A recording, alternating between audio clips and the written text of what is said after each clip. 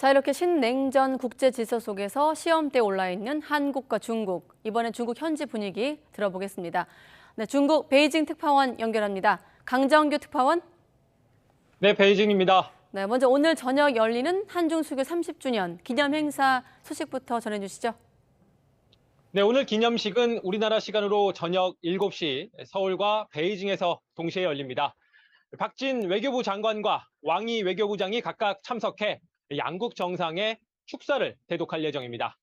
특히 이곳 베이징 행사 장소인 갸오이타이 17호각은 30년 전 한중 수교 서명식이 이뤄졌던 곳입니다. 수교 30주년을 맞아 양국이 이념을 뛰어넘어 손을 맞잡았던 초심을 강조하는 장소 선정으로 볼 수 있겠습니다.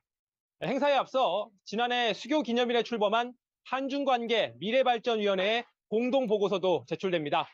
지난 1년 동안 양국의 전문가들이 정치, 외교, 경제, 사회 등 분야별로 토론을 거쳐 완성한 정책 제언이 담긴 걸로 전해졌습니다. 네, 30년 전에 서명식이 있었던 갸오이타이 17호 각. 그런데 기념식을 놓고 예전보다 격이 내려갔다라는 말이 나오던데 왜 그런 겁니까? 네, 지난 2012년 20주년 행사엔 당시 시진핑 부주석이 주빈으로 참석했습니다. 차기 국가주석으로 낙점된 인물의 깜짝 등장, 그 자체로 성년이 된 한중 관계의 중요성을 상징했습니다. 사드 사태로 한중 관계가 바닥을 쳤던 지난 2017년 25주년 행사 때는 완강 정치협상회의 부주석이 주빈으로 참석했습니다. 비록 한직으로 평가되는 자리지만 장관급보다 높은 부총리급 인사를 보내서 성의 표시를 한 겁니다.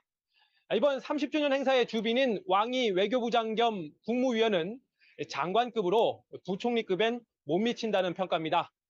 규모도 축소됐는데 표면적인 이유는 코로나19 방역이지만 사드 3불이나 중국을 배제한 반도체 동맹, 치포 참여 문제 등 최근 복잡한 한중 관계가 반영됐다는 분석도 나옵니다.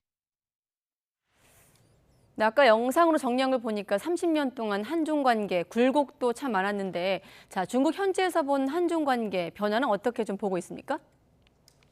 네, 제 뒤로 보이는 쌍둥이 빌딩이 2005년에 준공된 LG그룹의 중국 사업 거점이었습니다. 그러나 지난 2020년 싱가포르 투자청에 매각된 뒤 LG 사무실은 모두 철수했습니다. 한중 경제 협력의 상징인 베이징 현대차 제1공장도 3년 전 가동을 멈췄습니다. 2016년 이후 판매량이 3분의 1 수준으로 폭락하면서 현지 전기차 업체에 매각한 겁니다. 현대차는 최근 베이징 도심에 전시 매장을 열고 이미지 변신을 꾀하고 있지만 품질을 앞세운 독일 명차와 가성비를 내세운 현지 업체 사이에 끼어서 활로를 잡기 쉽지 않습니다.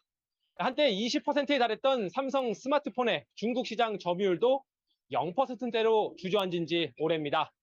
우리 제조업이 중국에서 유독 고전하는 이유, 표면적으론 사드 사태지만 그 이면엔 현지 업체들의 무서운 추격에 따른 중국 시장의 구조적인 변화가 깔려 있습니다. 최근 넉 달 동안 대중 무역 수지가 마이너스 행진을 한 것도 이제 더는 한국 수출품을 그대로 갖다 쓰는 중국이 아니라는 걸 숫자로 말해주고 있습니다. 세계 2위의 경제대국으로 부상한 중국에서 한국은 더 이상 선망의 대상이 아니고 중국인들도 과거 수교 초기 한국에 품팔이하러 가던 사람들이 아닙니다. 2005년 50만 명이 넘었던 우리 교민 반토막 났고요. 10만 명이 넘던 베이징 한인촌 인구도 3만 명으로 쪼그라든 상태입니다. 네, 강 특파원이 서 있는 곳이 쌍둥이 빌딩 앞이었군요. 자, 아무튼 방금 언급한 사드 문제 비롯해서 갈수록 격화하고 있는 미중 갈등의 파고 앞에서 한중 관계가 또 한번 시험대에 오른 모양새죠. 네, 중국을 배제한 미국의 반도체 동맹 치포 가입 문제가 대표적입니다. 우리 입장에선 반도체 핵심 설계 기술을 가진 미국과 히토류 등 풍부한 원자재를 보유한 중국, 양쪽 모두 무시할 수 없습니다. 또 우리나라의 반도체 수출에서 중국이 차지하는 비율은 약 40%. 반대로 보면 중국의 한국 반도체 수입 의존도도 그만큼 높다는 뜻입니다. 중국이 윤석열 정부 들어 사드 문제를 다시 꺼내든 것도 어쩌면 반도체 문제에서 지렛대를 삼기 위한 외교적 포석으로 풀이됩니다. 최근엔 타이완 해협에서 격화된 한중 간 군사 대치의 여파가 미중 간 군사대치의 여파가 한반도에 영향을 미치고 있습니다. 4년 만에 부활한 한미 양국의 야외 실기동 훈련에 맞서서 중국도 한반도에서 가까운 서해에서 실사격 훈련을 이어가고 있고요.